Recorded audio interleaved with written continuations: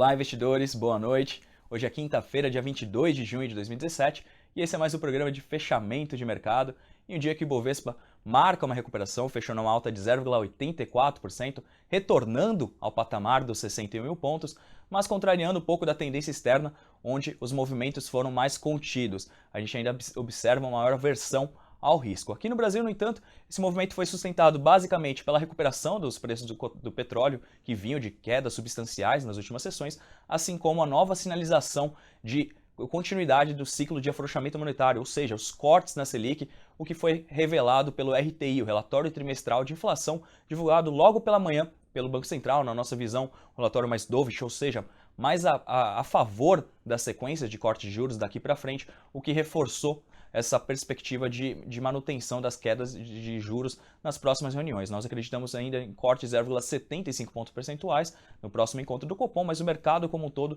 já começa a refazer as apostas de em torno de 1%. Então, esse tipo de movimento acaba sempre agradando os investidores e acabou influenciando o mercado acionário doméstico positivamente hoje. Então, vamos direto aqui na tela, vamos entender o movimento.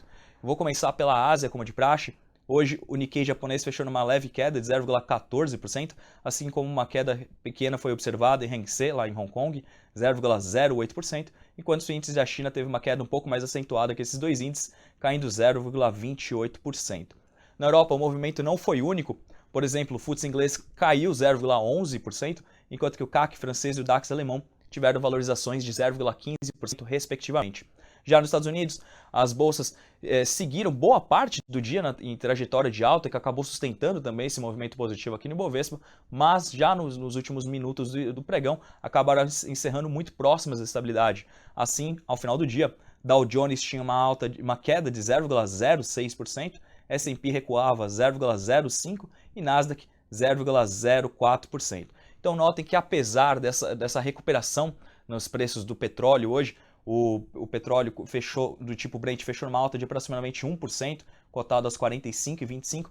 Existe ainda um receio global em relação ao acúmulo de estoques, tanto nos Estados Unidos como a expansão da produção na Líbia, por exemplo, os países da OPEP, o que acaba trazendo maior receio e provavelmente os investidores adotam uma postura mais cautelosa. Hoje vimos alguns ativos tidos como mais seguros mostrando valorização, como é o caso do ouro e do iene japonês, que tiveram desempenhos favoráveis hoje.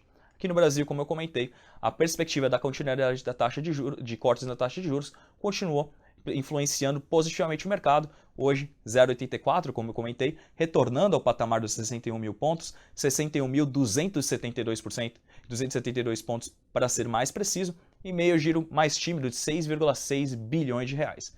Com isso, nessa semana nós acumulamos uma perda de 0,6%, resultando numa perda acumulada de 2,3% no mês de junho. Reparem, portanto, que o Ibovespa mostra uma perda mais acentuada do que o restante do mundo. Isso reflete bastante as questões domésticas, as incertezas envolvendo o campo político, assim como a continuidade das reformas estruturais importantes para a sustentação desse ciclo de afrouxamento monetário aqui no Brasil. Em relação às ações que compõem o Ibovespa, hoje foi um dia de maior volatilidade para alguns setores, em específico o setor elétrico. Eu vou comentar com vocês a seguir. Então, a maior alta de hoje ficou por conta das ações da Eletrobras. As ações da Eletrobras subiram 6,4%, seguidas de perto pelas ações da CEMIG, subiram 6,3%. As ações preferenciais da Eletrobras subiram 4,5%, Estácio 3,5% e Petrobras 3,4%. E por que essas empresas do setor elétrico acabaram figurando entre as maiores altas de hoje? Ontem à noite, o governo de Minas Gerais ele disse que avaliará a possibilidade de venda de 52% da sua participação total na Light, de 52%, o que acabou trazendo a perspectiva, aumentando a perspectiva de operações de M&A dentro do setor de energia elétrica. No caso da CEMIG e da Light, a reação foi imediata. As ações da CEMIG aqui subindo 6,3%, mas no caso da Light subiram ainda mais forte, hoje com uma alta de 29,26%. Elas não aparecem aqui na nossa lista, como eu comentei, nós comentamos apenas as oscilações das ações que compõem o Ibovespa, mas o setor elétrico como um todo acabou reagindo de uma forma positiva. Inclusive, nós acreditamos que alguns players seriam algumas partes interessadas nesse processo de compra. Por exemplo, aqui no Brasil a gente vê a Enel, lá no Rio de Janeiro, Energisa, Equatorial, EDP e a State Grid como possíveis compradores dessa participação de 52% da CEMIG na Light. A gente acredita que esse movimento de venda ele é positivo tanto para a CEMIG quanto para a Light. Nós, inclusive, revisamos o nosso modelo. Eu recomendo a todos que tiverem acesso aos nossos relatórios, acompanhem ele hoje, que a gente fez uma análise mais completa sobre essa operação de compra e venda. Nós, inclusive, elevamos nossa recomendação para essas duas empresas. Temos agora a recomendação de compra para a CEMIG e para a Light. No caso da CEMIG, nosso novo preço-alvo é de R$ 11,00, o que confere um upside bastante interessante em relação ao fechamento de hoje, de R$ 7,90. E para a Light, de R$ 29,00, também um upside bastante atrativo. Vale a pena acompanhar esse nosso relatório e entender a nossa tese de investimento envolvendo esses ativos. Todos esses detalhes estarão disponíveis hoje no nosso relatório diário de mercado e também nos próximos dias dentro do site da corretora. Ainda entre as altas, a gente percebeu a presença da Estácio, um ativo que vinha de quedas subsequentes, depois de algumas notícias darem conta de incertezas relacionadas ao processo de fusão com a Croton dentro do CAD. Hoje o ativo mostrou alguma recuperação, também com notícias de possíveis alterações entre os conselheiros do CAD que avaliam esse processo, então uma alta de 3,5%. E a Petrobras, é claro, a reboque dessa recuperação do petróleo, hoje também tendo uma alta de 3,4%. Entre as maiores baixas de hoje, destacaram-se as ações da BR Malls, que acumularam uma perda de 2,5% durante a sessão, embora nós não tenhamos identificado nenhum fator específico que corroborasse para essa queda de hoje. O que a gente observou foi uma atuação mais incisiva dos investidores estrangeiros na ponta vendedora, o que acaba naturalmente trazendo essa pressão de baixa e acabou culminando nessa maior perda hoje, 2,5%. Entre as outras ações que caíram hoje, Natura, 1,9%, BRF caindo 1,9%, Lojas Americanas se desvalorizando 1,3% e as ações da Cyrela caindo 1,1%.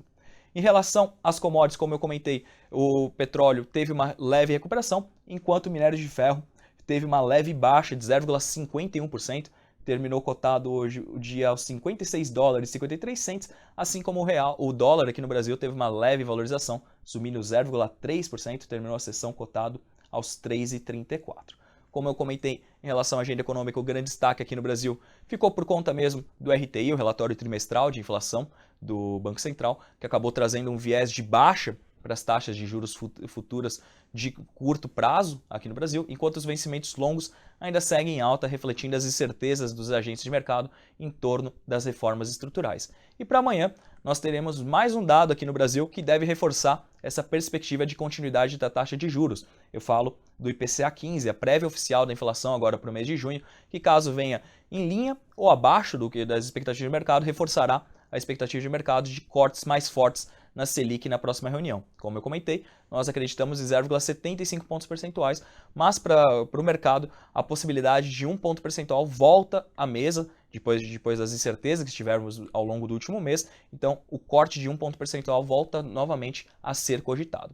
No exterior, o destaque fica por conta dos Estados Unidos, que divulgará o PMI composto de serviços referente ao mês de junho, também é um importante indicador que deve ser acompanhado, assim como os dados de construção de moradias novas para o mês de maio, também é um setor bastante importante para o PIB norte-americano, reforçará a perspectiva do mercado em relação também ao ciclo de aperto monetário, caminhando na direção contrária do Brasil, enquanto nós reduzimos a nossa taxa, eles passam para o processo de aperto monetário, ou seja, de elevação da taxa de juros.